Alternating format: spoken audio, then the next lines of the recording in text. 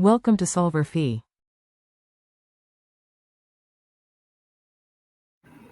So for this problem, we have to compare diffusion with effusion. They sound much alike, and they are actually very related, but they're still somewhat different. So for diffusion, this talks about tendency of particles to want to be far apart. So if, say, all these particles were right along here, they would actually want to be more like this and spread out throughout. Diffusion could generally means that these things are actually diffusing throughout something, though. Effusion, you can think of it almost like a little leak. If we have all of these around and we have a tiny little opening, some will slowly start to escape out. The reason this is different from diffusion is we have to look at what's called the mean free path. Basically, this is how much space a particle will have before it will likely hit something else. For diffusion, we're assuming that the space is much bigger than that mean free path. Where for effusion, we assume that it is much smaller.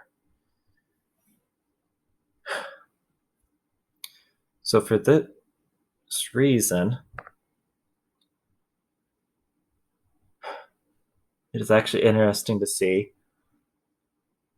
that effusion will balance out two mediums much slower. But effusion, this question doesn't ask about how long it would take for, say, everything in here to diffuse compared to everything in here to effuse. It's asking about the rate of the molecules that are going through. So diffusion rates tend to be slower because they have to move through some kind of medium. Effusion rates are faster than diffusion rates. The reason for this is because they just go out at random.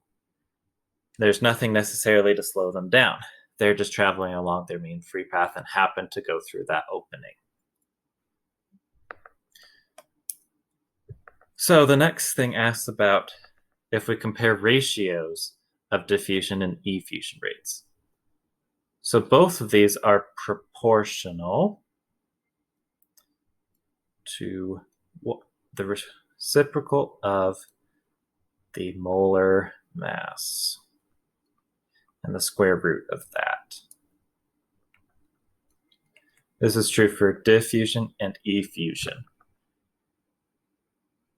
So when we look at a comparison between rates, so we'll say rate for 1 compared to rate of 2, this will equal the square root of molar mass 1 over molar mass 2. Kind of going over, so my apologies for the messy screen. But because in both cases these are proportional, that means the ratio between two diffusion rates and two effusion rates will actually be the same because they're so dependent on just the square root of the molar mass.